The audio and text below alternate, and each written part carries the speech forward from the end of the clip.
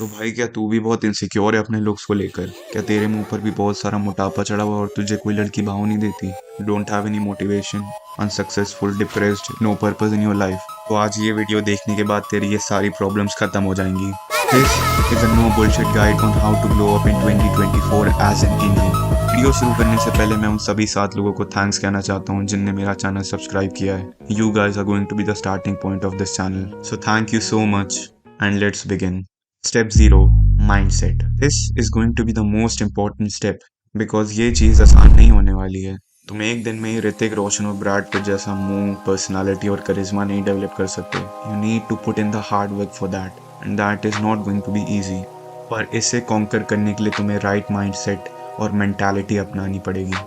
अगर तुम इतना ही आगे आ गए वीडियो में तो congrats, you have beat the 90% people who are just procrastinators. For the right mindset you need to visualize yourself as the person who you want to be. तुम्हें अपने आप को पहले विजुअलाइज करना पड़ेगा कि जैसे तुम होना चाहते हो। You need to visualize that six-pack abs, that charismatic person who attracts all the people around him. In short, you need to fake it until you make it. Have the mindset of a winner, not a loser. Don't be a people pleaser. अगर तुम लोगों के सामने extremely kind या फिर extremely helpful बनोगे then you are only going to make a fool of yourself and nothing much. एक ऐसे इंसान बनो जो अपनी प्रायोरिटीज़ को वैल्यू करना जानता है। This was step number 0। Let's move on to the step number 1, physical attractiveness. एक अच्छी फिजिक होने से तुम अपना सेल्फ कॉन्फिडेंस और सेल्फ इमेज इम्प्रूव करोगे। You will start respecting yourself. जब तुम अपने आप को शीशे में देखोगे तुम्हारे सेल्फ कॉन्फिडेंस के साथ साथ लोग भी नोटिस करना स्टार्ट करेंगे and you will get more respect from them. तुम्हें क्रिस बमस्टेड या फिर सैम सुलिक जैसी एक्सट्रीम फिजिक नहीं चाहिए। You just need a aesthetic lean muscular body with that V shape. और इसके लिए तुम्हें कुछ स्पेसिफिक मसल ग्रुप्स ही ट्रेन करने होते हैं। For that you need to be consistent with your workouts and have a clean diet to maintain a low body fat percentage. एक एस्थेटिक बॉडी के लिए तुम्हें अपने अपर chest, shoulder, traps, abs, next and biceps train करने पड़ेंगे। बहुत से लोग कंफ्यूज रहते हैं कि मैं कट करूं या फिर बल्क। अगर तुम मोटे हो then you will cut by eating in a 300 calorie deficit, और अगर तुम पतले हो यानी बहुत skinny then you will bulk. Cutting is easier क्योंकि जो लोग मोटे हैं उनके पास पहले से ही मसल मास होता है and they just need to burn the fat to show those 6-pack abs. Whereas अगर तुम बल्क करोगे तो तुम्हें पहले अपना मसल मास बढ़ाना पड़ेगा, उसके साथ फैट भी आएगा, और जब तुम्हारा मसल मास बढ़ जाएगा तब तुम्हें फैट घटाना पड़ेगा, दैट इज़ कॉल्ड कटिंग। और उसके बाद तुम अपने एब्स को शो कर पाओगे जो तुमने लीन मसल बिल्ड करी है। मोस्ट ऑफ द इंडियंस की स्किनी फैट फिजिक होती है, सो हाउ टू फिक्स? तुमको बस अपना daily protein goal hit, that is 1.6 multiplied by the body wait that you currently have in kilograms. तो अगर जैसे तुम्हारा 70 किलो का वेट है इस टाइम पे, जस्ट मल्टीप्लाइड बाय 1.6 एंड जो भी तुम्हारी वैल्यू आती है उतना ग्राम प्रोटीन तुम्हें डेली लेना पड़ेगा। अगर तुम मोस्टली वैसे तो तुम्हें 100 ग्राम्स प्रोटीन डेली लेना ही चाहिए। आफ्टर हिटिंग योर प्रोटीन गोल तुम्हें अपने मेंटेनेंस कैलोरी से 100 कैलोरीज कम खाना है, यानी 100 कैलोरी डेफिसिट फॉलो करनी रहेगी तुम्हें डेली गोल के लिए। और ये कैलोरीज तुम्हें प्रोटीन से नहीं निकालनी है, प्रोटीन से सफाइज नहीं करनी होंगी तुम्हें। जो भी तुम्हारा कार्बोहाइड्रेट का इंटेक है उसमें से 100 कैलोरीज डिक्रीज कर लेना। Next step will be keep exercising daily with progressive overload. ना प्रोग्रेसिव ओवरलोड का मतलब होता है जैसे आज तुमने 10 किलो के डंबल उठाए तो एक हफ्ते बाद ट्राई करना तुम 11 या 12 किलो के डंबल उठा पा रहे हो कि नहीं। अगर तुम नहीं उठा पा रहे हो तो 10 किलो के जो डंबल्स हैं उसके रेप्स को इंक्रीज कर देना, यानी रेपिटेशंस। अगर तुम 10 किलो के डंबल से 10 बार रेप्स मार रहे हो तो just increase it to like 12 और 14 and then do it for again 1 week, then try again if you can lift the 12 kg dumbbell.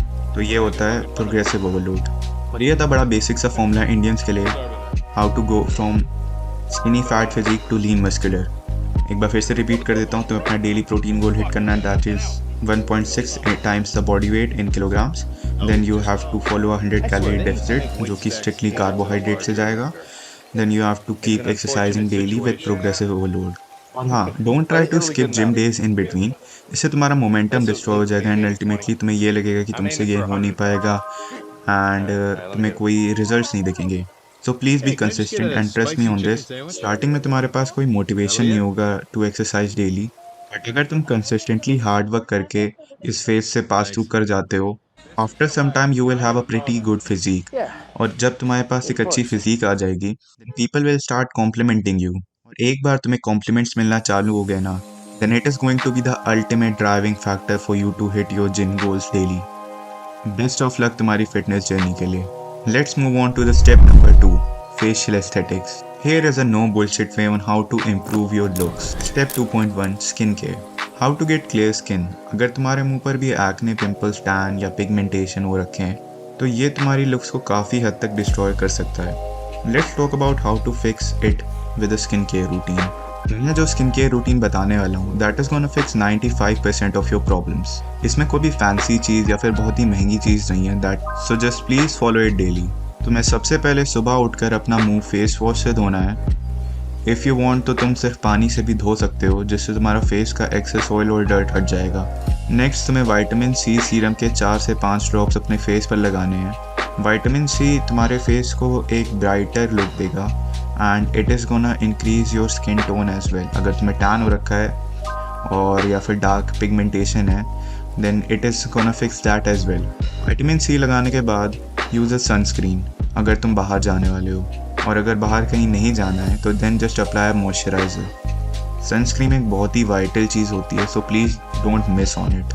Sunscreen के इफ़ेक्ट्स तुम्हें अभी नहीं बट आज से 10 से 15 साल बाद बहुत ही अच्छे से दिखने वाले हैं. शाम के टाइम पर जब तुम स्कूल या कॉलेज से वापस आओगे तुम्हें बस अपना मुंह एक फेस वॉश से धोना है और अपने मुंह पर लगाना है रेटिनॉल फेस सीरम. बस विटामिन सी और रेटिनॉल सीरम दोनों मिलाकर तुम्हें 500 से 600 रुपये तक पड़ेंगे और ये 1.5 से 2 महीने तक चल जाएगा. ये दोनों चीज़ ज़रूर ले लेना क्योंकि ये काफ़ी इम्प्रूवमेंट लाएंगी तुम्हारी स्किन केयर में. सोने से पहले बस अपना मुंह एक बार पानी से धोकर मॉइस्चराइज़ कर लेना और बस सो जाना. ये होगा तुम्हारा डेली स्किन केयर रूटीन जो तुम्हें हर रोज़ फॉलो करना रहेगा. It is quite easy and very affordable as well. Now a pro tip is skin care के साथ साथ तुम्हें दिन का 3.5 से 4 लीटर पानी पीना रहेगा. इससे तुम्हारी स्किन मॉइस्ट लगेगी and it is gonna give an overall healthy look to it. Number 2.2, jaw line. अच्छी जॉ लाइन पाना काफ़ी सिंपल है and most of the Indians को यह हेरिडिटरी होती है. सबसे पहले तो तुम्हें अपना बॉडी फैट परसेंटेज कम करना पड़ेगा, आइडियली बिलो 12%.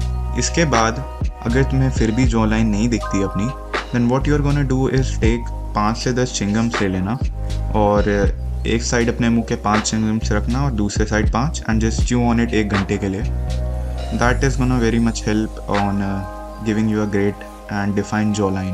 इसके साथ साथ तुम म्यूइंग भी प्रैक्टिस कर सकते हो. It is also a very good thing जिससे तुम्हारा साइड प्रोफाइल काफ़ी इम्प्रूव हो जाएगा.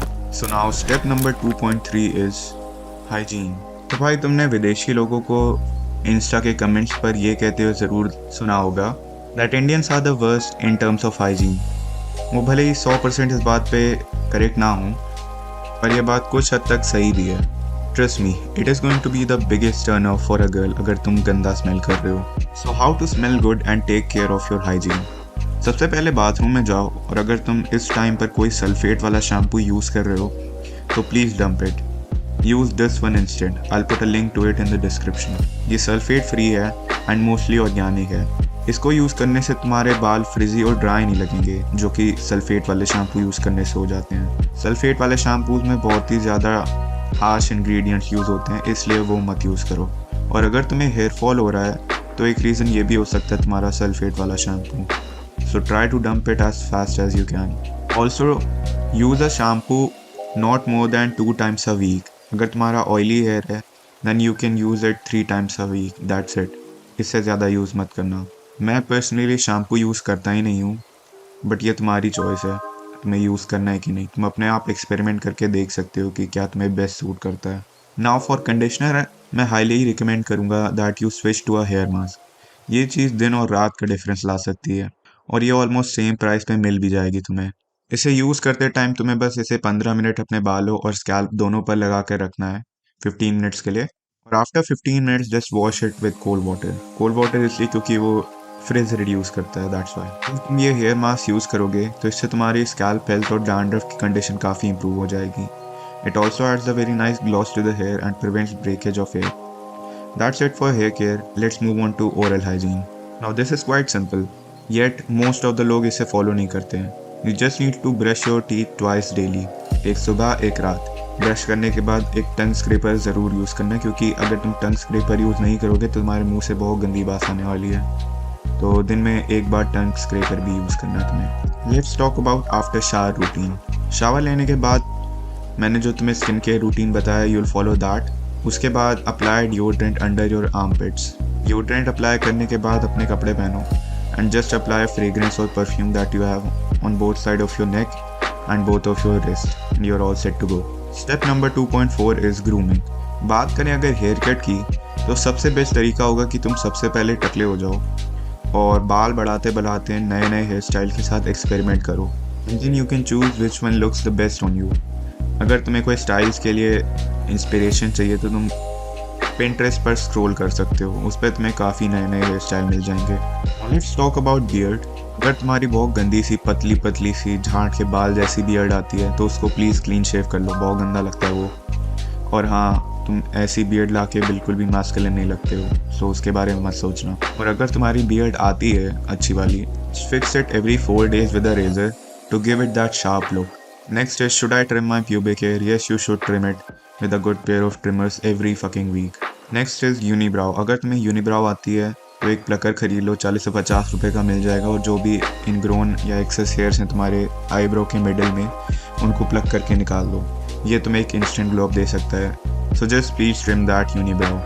ये बहुत ही बेकार लगती है। That's it for this video. I hope you liked it. If you did, please like it and subscribe the channel. Thanks for watching.